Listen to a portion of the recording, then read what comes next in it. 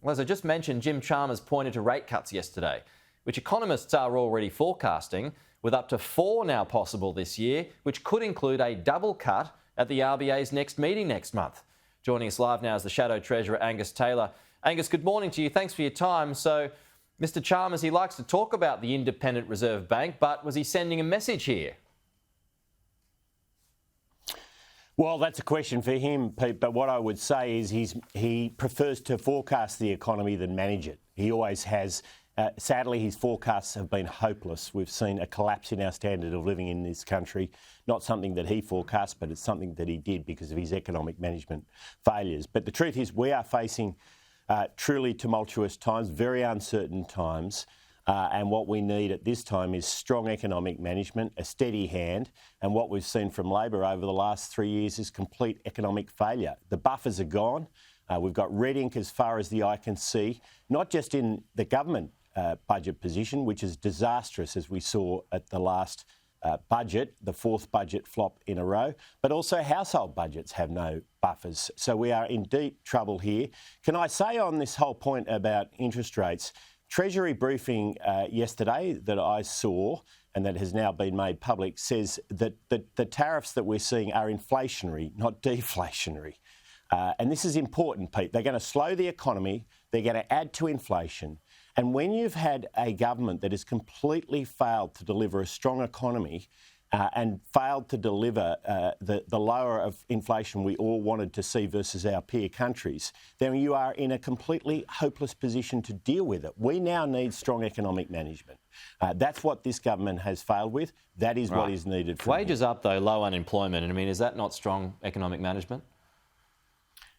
Well, I'll tell you, the real number that counts is that our standard of living has collapsed by almost 8% in 3 years, completely unprecedented. We've never seen it before, worse than any of our peer countries.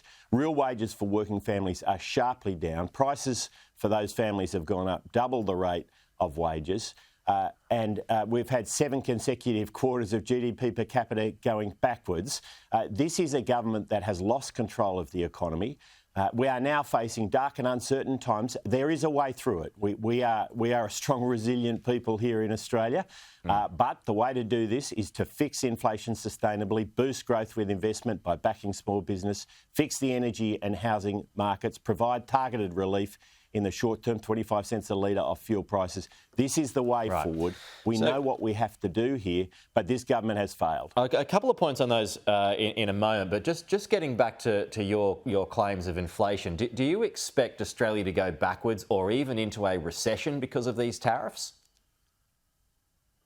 Well, I'm not going to get into forecasting. I mean, all that this Treasurer ever does is forecast. I'm interested in managing the economy. I had 25 years of experience before politics in business and economics. I'm not just a political hack like this guy. And so what I want to do is get in. But I mean, there are others who say that there could be a global recession. Are we going to avoid that, or are you just going to steer clear of that argument? Well, you know, again, I'm not going to get into forecasting. What I will say is we are clearly in very uncertain times. If you look at what's happened to the share market just yesterday and, of course, in the days leading up to it, there's many Australians in retirement or approaching retirement who have lost a significant portion of their nest egg. Young Australians who are saving up to buy a home, who have been losing hope that they could ever buy a home, who, of course, again, have lost a significant portion of their nest eggs that they're saving for a deposit.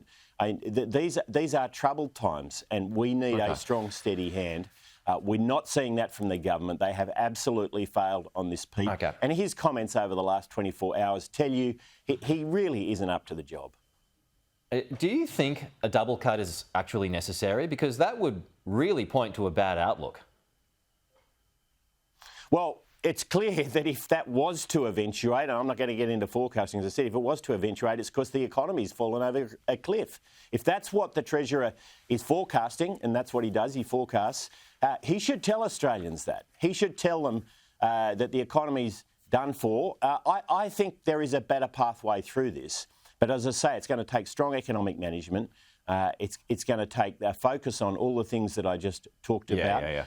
Beating inflation sustainably. Inflation's not... Look at the exchange rate down below 60 cents. It's been popping down to that level. That is inflationary. And at the same time, We've got growth being hit hard. This needs a steady hand. Just on inflation then, I mean, and looking at the one graph that hasn't been getting as much attention in recent days is the price of oil.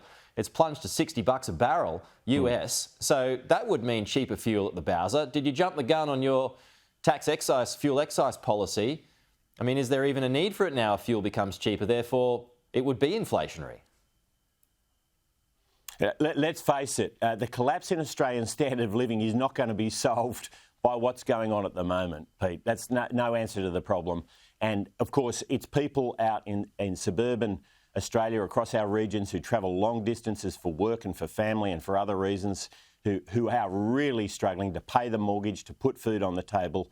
And so 25 cents a litre off the cost of their fuel, in addition to whatever else might happen in the marketplace, I think will be welcome, targeted relief, the right way to approach this, not 70 cents a day in over a year's time, as Labor is promising. They simply are out of touch and absolutely out of their depth when it comes to managing the economy, and the disastrous economic outcomes we've seen in the last 3 years are indicative of how badly they've done it. All right, we're going to go to a break, but Angus Taylor, thank you as always for your time. We'll chat again soon, and Angus Taylor, he'll be going up against Jim Chalmers in a big debate tomorrow night. It'll be here on Sky 2.